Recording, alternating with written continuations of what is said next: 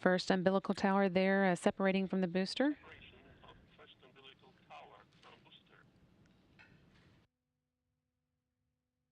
30 seconds now until launch. Ground umbilical to the third stage has been disconnected, and in just a moment the second umbilical tower will separate. Power on board. There's the second tower. Command for ignition, oxygen. Launch command has been issued. 7, 6, 5, 4, 3, 2, 1. Engine turbo pump at flight speed. Engines at maximum thrust. Lift off. And there is liftoff of the Soyuz MS-10 to the International Space Station, carrying Nick Hague and Alexey Ovchinin to the orbital complex. This again is Nick Hague's first time to launch to space, and Alexey Ovchinin's second. One copy. Everything is good on board, and we are feeling well. Copy. Burlak 1. Hearing good first stage performance for the Soyuz, delivering 930,000 pounds of thrust from its 4 boosters and single engine. Again, the first stage of the Soyuz measures 68 feet in length and 24 feet in diameter. It's burning liquid fuel for the first 2 minutes and 6 seconds of flight.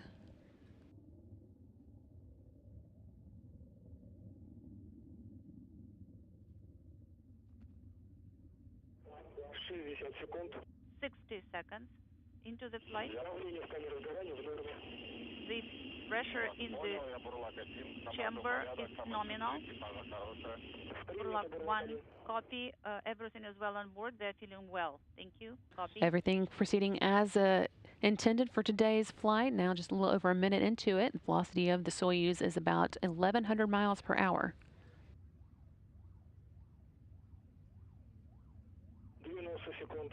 View here of the crew inside the Soyuz, now making their way to the International Space Station. Nick Hague there at the top of the screen, and Alexey Ovchinin at the bottom. This is Burlak 1, copy. Everything is well on board. The crew is feeling well. Copy.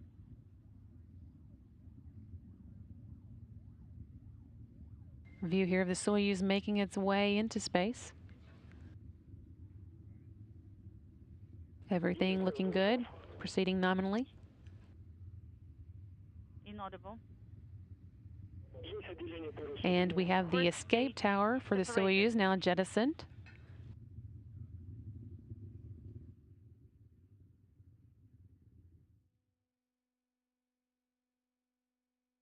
Everything continuing nominally.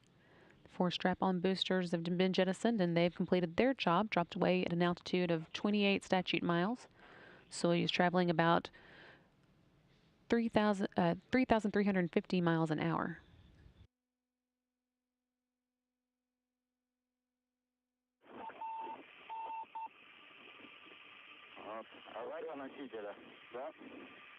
Is it emergency booster 2 minutes 45 seconds? The emergency, the failure of the booster.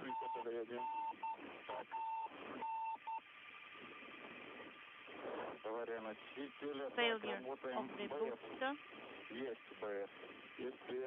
BS, yes, BS. Separation.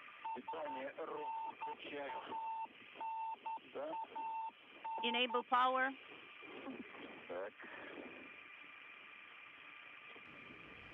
190 seconds into the flight, so he's traveling about 4,700 miles per hour. Don't be in a hurry. Burlaki, copy. We are in weightlessness, according to our sensations.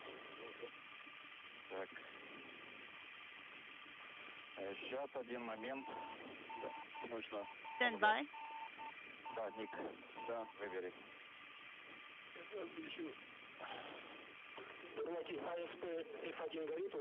Burlaki, do you have F1 illuminated? 11:42:17. Failure. 11:42:17 is the time of the failure. F1 on SP is illuminated. Copy.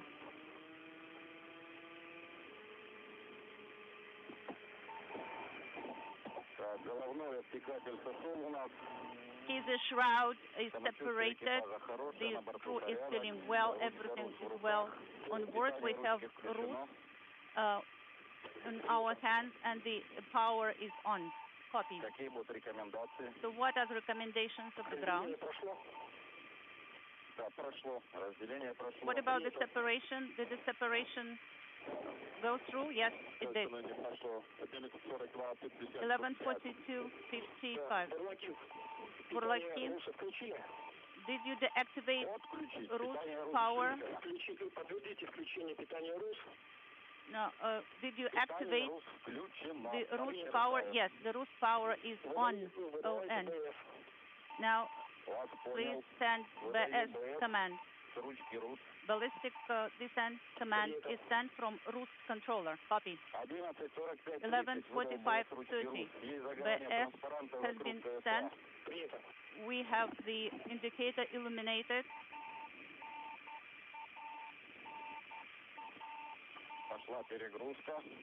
The overload has started. Yes, we are getting ready for the deload.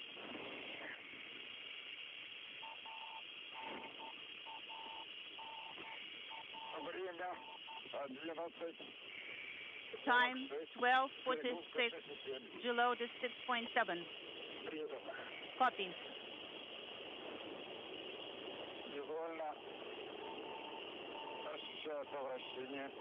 We feeling rotation. The deload is going down.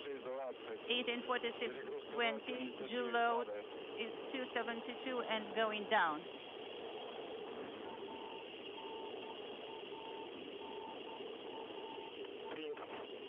Copy, Burlaki. So tighten the straps in work. Hearing there that there has been an issue with the booster, and we're standing by for information as we continue to get it from the Russian flight control team, but everything seems to be fine with the crew. We had good comm with them, and they are okay. We continue to wait for more information. Launch lead.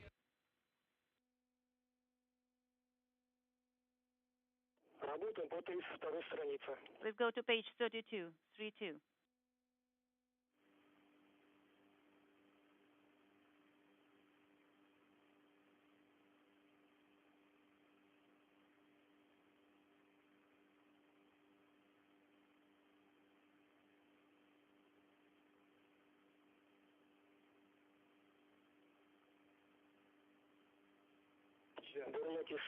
Burlaki, launch lead.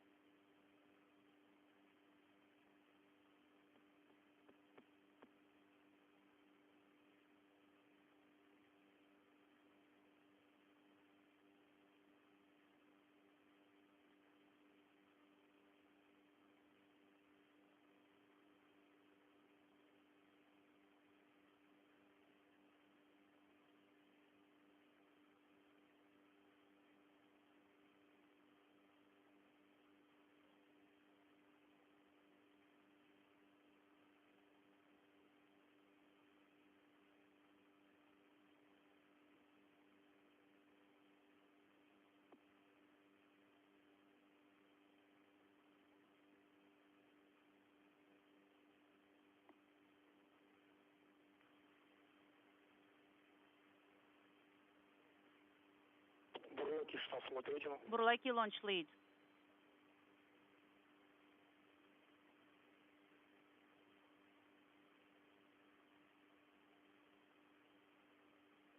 Team here in Mission Control is working with their counterparts in Russia, getting more information on the issue with the booster that has changed today's launch plan. Getting more information, which we'll provide as soon as we have a little bit more. But you're seeing a live view of the control team working here, led by Flight Director Mary Lawrence. Burlaki, launch lead.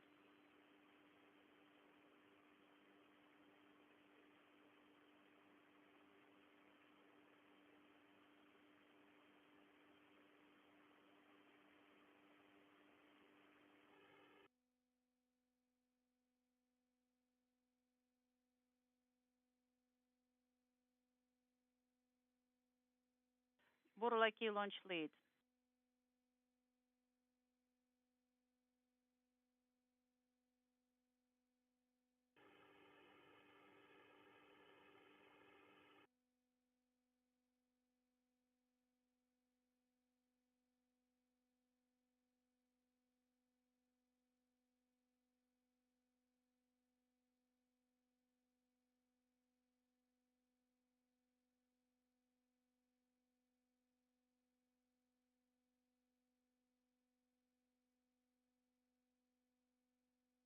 Burlaki launch lead.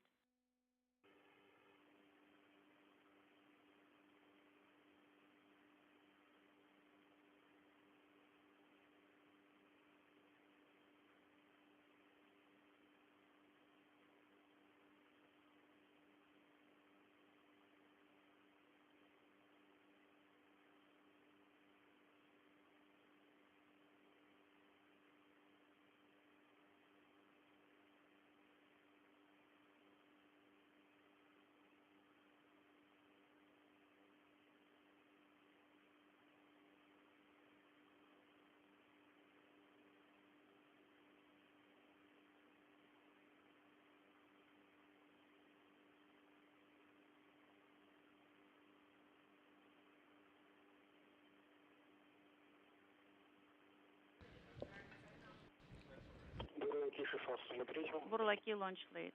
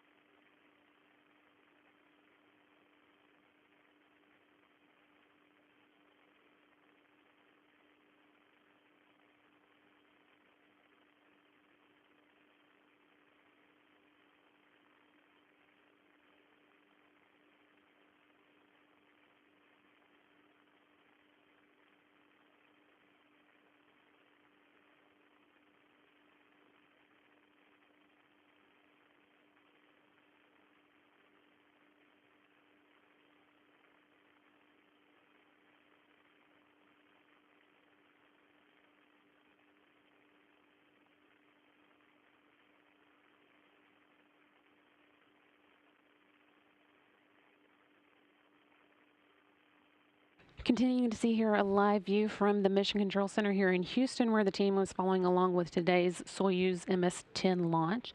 That launch did have a problem with the booster a few seconds after the first stage separation. And we can confirm now that the crew has started to go into the ballistic descent mode. They'll be going in on a sharp landing today. I think it'll be coming up fairly shortly. And we're continuing to get more information from our counterparts at the Roscosmos Space Agency as we learn more about today's activities and what to expect next as the crew does go through this ballistic descent mode.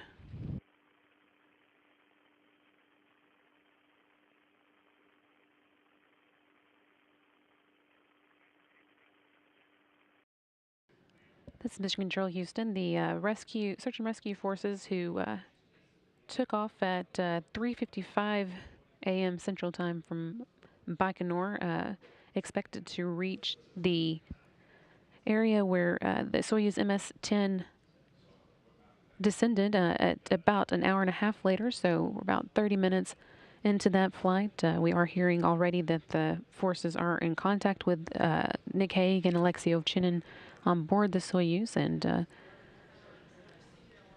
initial reports are that they are in good condition. We will stand by for more, but again, they expected to take about an hour and a half to reach the region where the Soyuz landed east of Kazakhstan, following a ballistic descent landing that took place after an issue with today's 3:40 a.m. Central Time launch. The ballistic descent does mean that the Soyuz module comes in more steeply than it would on a normal landing trajectory, which means that the crew is subjected to higher G-forces during the descent, but it is a known mode of descent that crew members have gone through before. Again, that took place following today's 3:40 a.m. Central Time launch of the Soyuz MS-10. And the crew on board, Nick Hague and Alexey Ovchinin, have been in contact with the rescue forces, which are on their way to the landing site. Expected to reach it probably still about an hour from now.